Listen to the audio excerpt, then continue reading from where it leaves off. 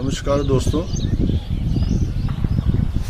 इस वीडियो में हम लोग डिस्कस करने जा रहे हैं NSDL और CDSL क्या है इस संदर्भ में। अर्थात स्टॉक मार्केट में ट्रेडिंग करने के लिए जिस डीमैट अकाउंट की आवश्यकता है, तो डीमैट अकाउंट क्या है, उसके स्ट्रक्चर क्या है, कौन इसको गवर्न करता है, कौन सी एजेंसी इसके लिए ज़िम्मेदार है, इसकी सुरक्षा क्या है, तो डीमैट अकाउंट क्या है और डीमैट की मोडस ऑपरेंडी या काम करने की शैली क्या है, इस बारे में थोड़ा एक संक्षिप्त हम लोग जानकारी करते हैं। भारतवर्ष में भारत सरकार की ओर से डिपॉजिटरी की स्थापना की गई है और डिपॉजिटरी दो तरीके की इंडिया में अभी वर्तमान में लागू है, जिसमें मुख्यतः नेशनल स्टॉक एक्सचेंज के द्वारा स्थापित की गई जो डिपॉजिटरी है। डिपॉजिटरी मतलब वो स्थान जहां शेयरों को जमा किया जाता है इलेक्ट्रॉनिक फॉर्म में।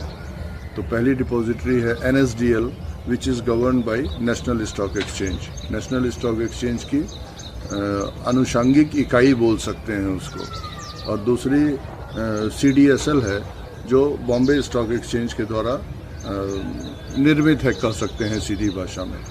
और यह दोनों डिपॉजिटरीज़ के पास जितने भी डीमैट अकाउंट होते हैं वर्तमान में प्रचलन में हैं, वो सभी डीमैट अकाउंट NSDL और CDSL के होते हैं। तो जिस तरीके से स्टॉक एक्सचेंज में मेंबर्स होते हैं, ब्रोकर्स होते हैं, उसी तरीके से डिपॉजिटरी के भी जो जुड़े हुए व्यक्ति होते हैं, ब्रोकर होते हैं, उनको हम लोग डिपॉजिटरी पार्टिसिपेंट्स बोलते हैं, जिसको कॉमनली बोलचाल की भाषा में DP बोला जाता है। तो अब NSDL या CDSL से जुड़ा ब्रोकर हो गया और उसकी मेंबरशिप हो गई NSDL और CDSL की, जिसमें वह एक मेंबर के तरीके से अपने पास डीमैट अकाउंट खोलने की अथॉरिटी रखता है। इस अथॉरिटी के तहत में वह अपने से जुड़े सभी क्लाइंट्स की KYC लेता है।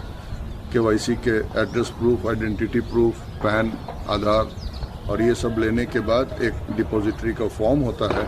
उस फॉर्म को वो भरता है और उस फॉर्म में एक बड़ी विशेष चीज़ होती है जो यहाँ मेंशन करना चाहूँगा कि वह एक काफ़ी ढेर सारे पन्नों का 24, 26, 30 पन्नों का एक फॉर्म होता है, जिसमें डिफरेंट लीगल फ्रेमवर्क से जुड़े हुए बहुत सी नियम शर्तें होती हैं। जनरली जब वो अकाउंट खोला जाता है तो ब्रोकर्स का जो भी रिप्रेजेंटेटिव क्लाइंट्स का अकाउंट खोलता है, वो उसके हर पन्नों पर साइन कराता है।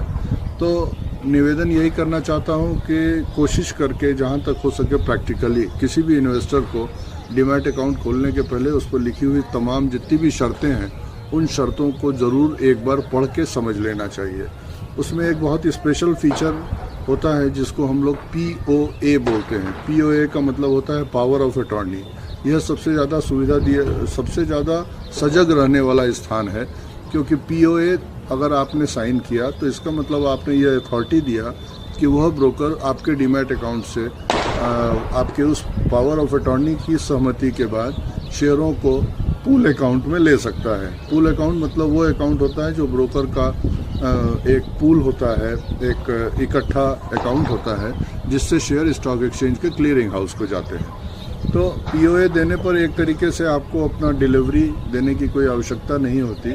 मतलब जब आप शेयर बेचते हैं तो एक उसके साथ डीमैट अकाउंट के डिलीवरी इंस्ट्रक्शन बाय क्लाइंट मिलती है और उसको DIBC बोलते हैं। DIBC के तहत हम लोग अपने शेयर्स को काट के बेच के देते हैं, जिसके तहत में डिपॉजिटरी पार्टिसिपेंट उसको ऑनर करता है और स्टॉक एक्सचेंज को वो शेयर जाता है।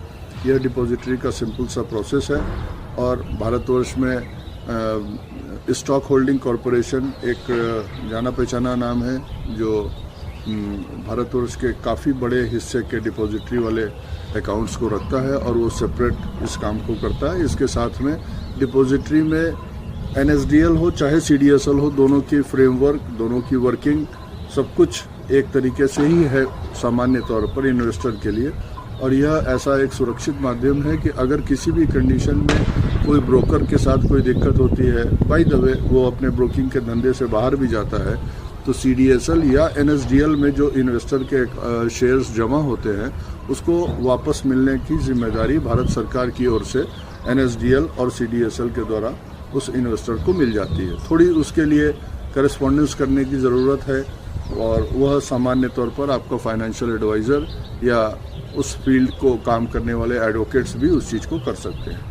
यहाँ सबसे एक महत्वपूर्ण चीज़ और है कि किसी भी इन्वेस्टर को अपना डिपॉजिटरी अकाउंट खुलवाने के लिए साथ साथ उसमें नॉमिनेशन ज़रूर करना चाहिए, क्योंकि नॉमिनेशन करने से फिर भगवान न करे किसी की मृत्यु या कुछ ऐसी स्थिति बनती है तो उसके बाद जिसको नॉमिनेटेड होता है उसके अकाउंट में एक सामान्य प्रक्रिया फॉलो करके पूरे शेयर्स को ट्रांसफ़र किया जा सकता है।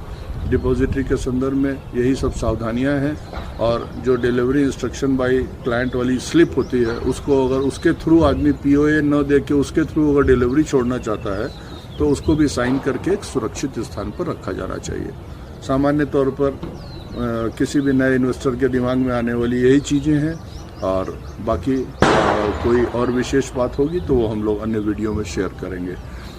अमृतकाल के इस अवसर में भारत के सुनहरे भविष्य की शुभकामना के साथ जय हिंद।